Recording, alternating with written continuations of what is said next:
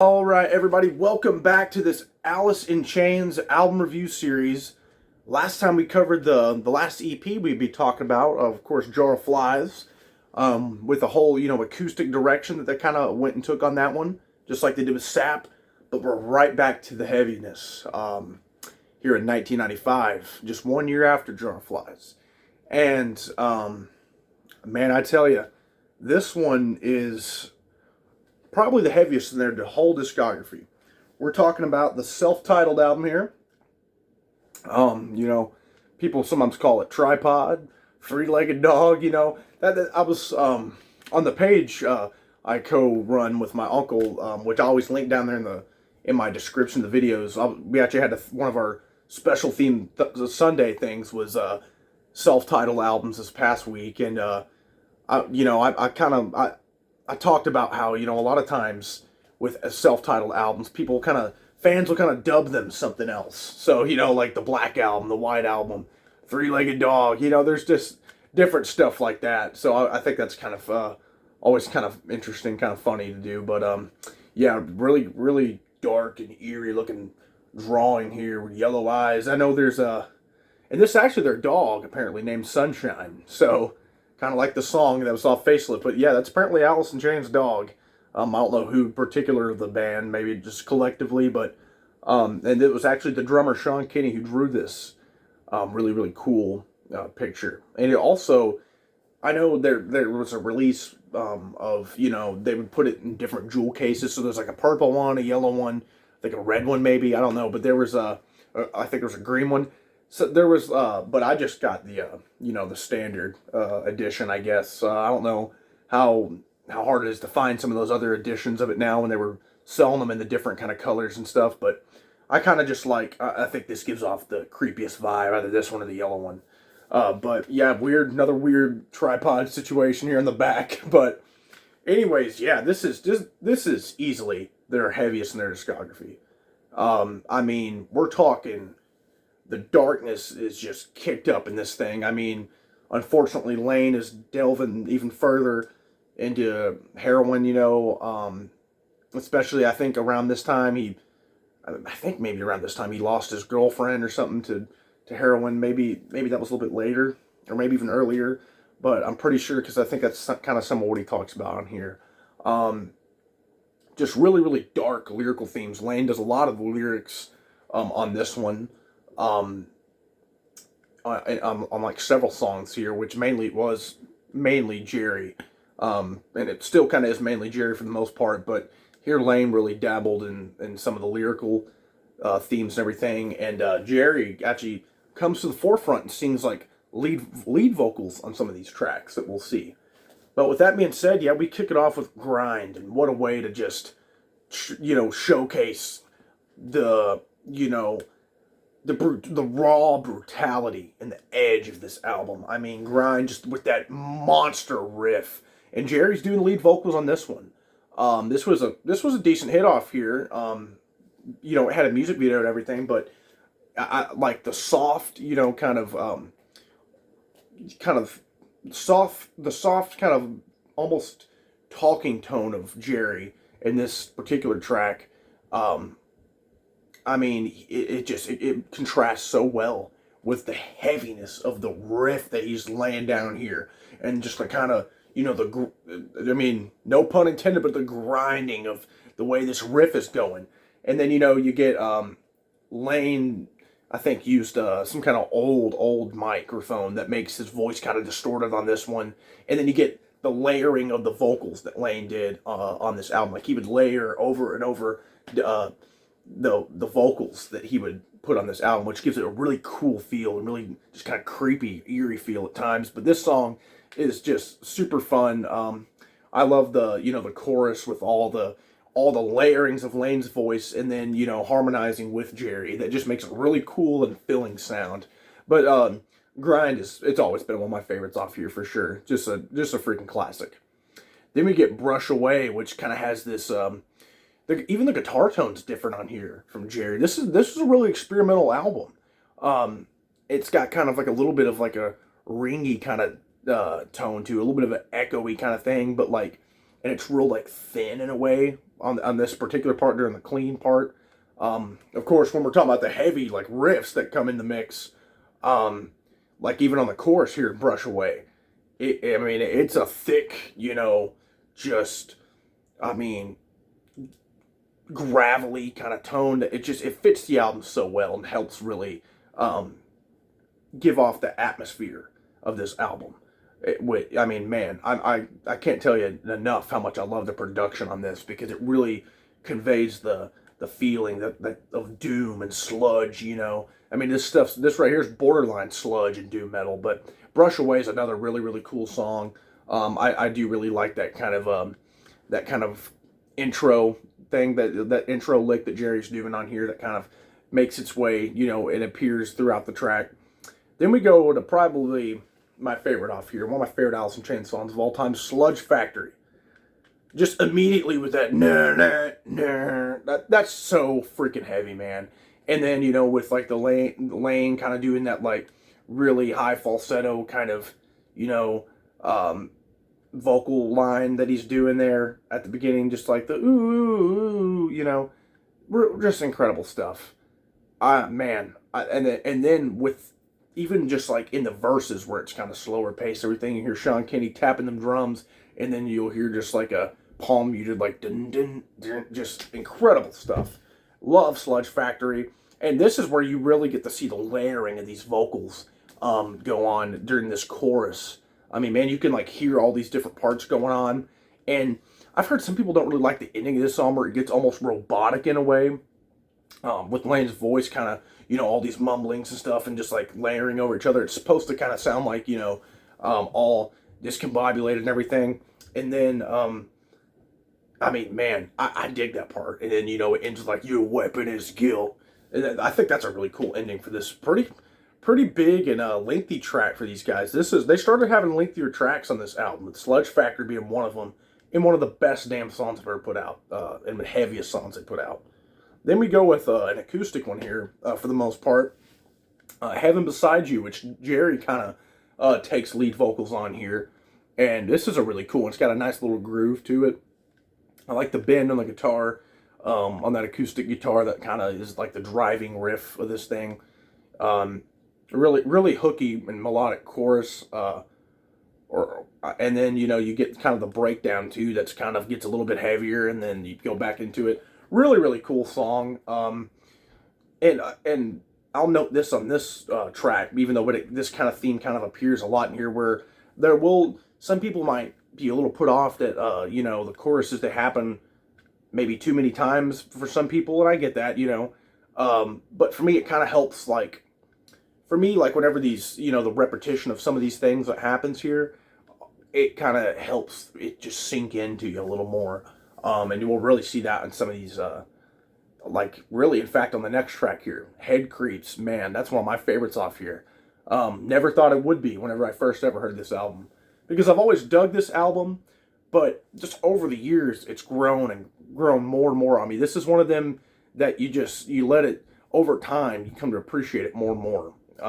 This album, and this track too, Head Creeps, I mean, man, I mean, that riff is just freaking crazy heavy, and you get the really robotic kind of layering of vocals again from Lane throughout this one, with a cool little chorus, cool little riff that Jerry whips out, and this one kind of does that same thing too, where it just kind of drones on. But I love that. I mean, I love doom metal and sludge metal, so this is, right up my alley here, and I think this album may have helped play a role in developing my love for those subgenres, because this track right here is just gloomy and doomy, man. Head Creeps, one of my favorites off here.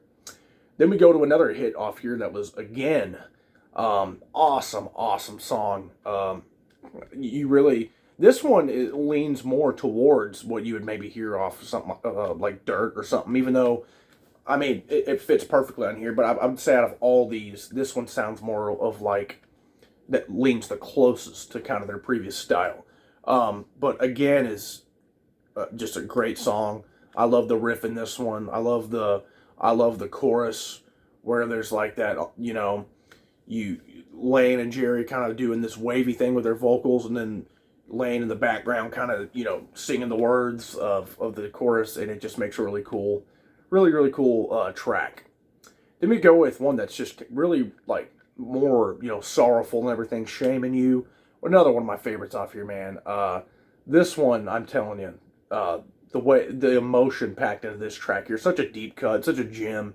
Um, you know, I love that main riff, and you get to hear Jerry and Lane really harmonize again together, along with some extra lanes again because of the layers of layering of the vocals he did. But it just sounds really pretty, and kind of erupts in this big you know, finale at the end of the song, and then closes with like this kind of groove to it. Little bit of a bass groove from Mike Inez going on. So Shaming You's always been one of my favorites. Then we go with God Am. That starts off with Lane ripping a bong and saying, sure, God's all powerful, but does he have lips? Whoa. Like, that's what he said. It's funny stuff. So you still get a little bit of that comedy kind of shining through here, like some of the band's humor. But, I mean, it's not a funny song. Because, I mean, you know, right off the bat, the lyrics, Dear God, how have you been? I'm not fine, fuck pretending, you know.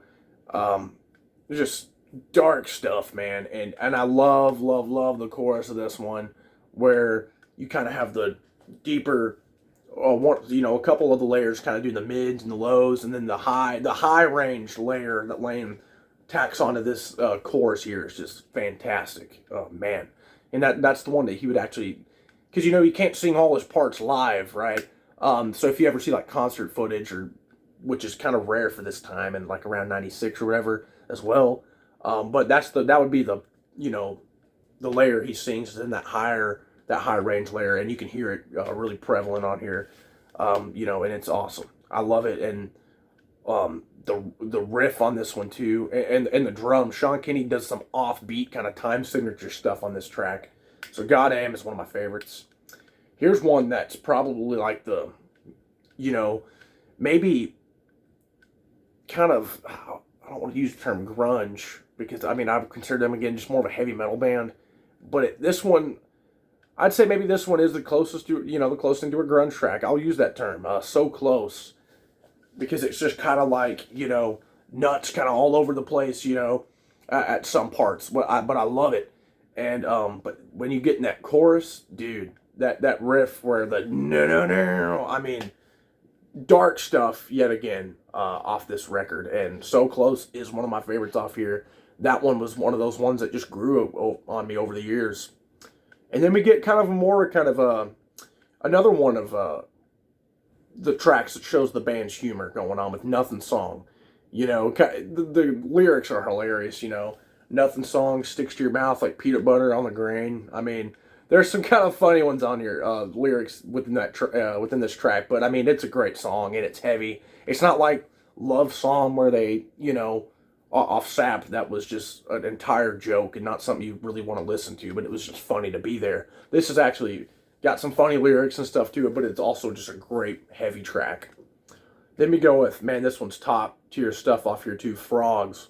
You know, Nothing Song, the ending of it bleeds into this right here with these, you know, with the track Frogs, with these frogs kind of chirping, you know, and, you know, it's a croaking, and then it's all silent with that, and then you hear just this doomy freaking riff from Jerry, and man, this thing, this is like another one that's just the epitome of the doom on this album, and even the lyrics and stuff on this one are just dark as all hell. You get another great moment from these layering of vocals from Lane on here, with, of course, Jerry tagging along as well within that. So another really rich moment in the album during that chorus.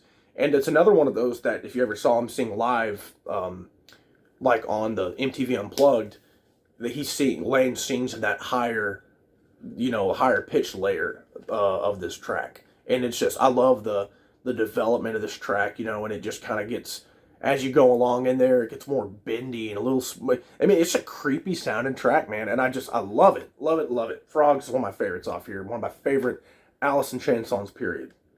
And then we fittingly close it out with Over Now, and it, you know, does the little military thing on the bugle or whatever, and then goes into this one. Just such a cool song. This is another one where Jerry kind of takes the lead, another acoustic one. I dig this one more than Heaven Beside You. I mean, I really like, and I do love that song too, but this one, this closer here, Over Now, is just an awesome song. I love the chorus especially, where Lane and Jerry get kind of their classic harmonizing where it's mainly just them two going at it with each other. And then like during the breakdowns and even at the ending of the song that gets kind of dark, when they're saying like they pay their debts sometimes, and you get like these haunting, really, minor chords and stuff going on in here. Which really, some of these minor chords, I mean, man, they're riddled all over this album to help it get, kind of keep that dark vibe with it. But anyways, guys, this is just a fantastic piece right here. I'm telling you, this album does get overlooked by a lot of, more casual Alice in Chains fans who do just, they like the band and everything, but they maybe not know a lot from here. Because this album, did get kind of lost in the shuffle of, of the ultra hits like Man in the Box off Facelift and all the stuff off Dirt and everything. Even, but this one, I think it's such an experimental record with such great production and really, really cool techniques and everything on here that everybody's utilizing. And fantastic album, their heaviest album to date. And it's one that just grows on you over the years. It really has for me. I've always dug it, always liked it.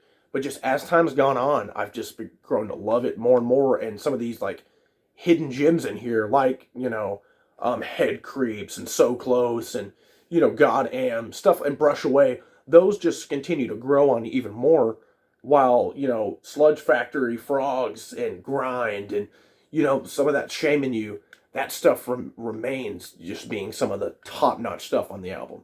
So, Three-Legged Dog, Tripod, Alice in Chains, whatever you want to call it, here it is. It's been reviewed. Amazing album. I want to hear your guys' thoughts on this thing, and what do you guys think about some of the directions they took this thing? And next time, guys, we were going to hop into the next era of Alice in Chains with William Duvall for Black Gives Way to Blue. But, somebody down in the comments said, hey, why don't you just review the Unplugged album without, counting it in the rankings? And I'm gonna take them up on that suggestion, because it really is an important part in the band's history. That Unplugged show was an iconic moment. And, and spoiler alert, it's my favorite MTV Unplugged of all time. So, what the hell? We'll go and cover that thing. And, but again, it just won't count in the rankings, as it's, it's a live show of, a lot of their best material. So it really wouldn't be fair, to do that.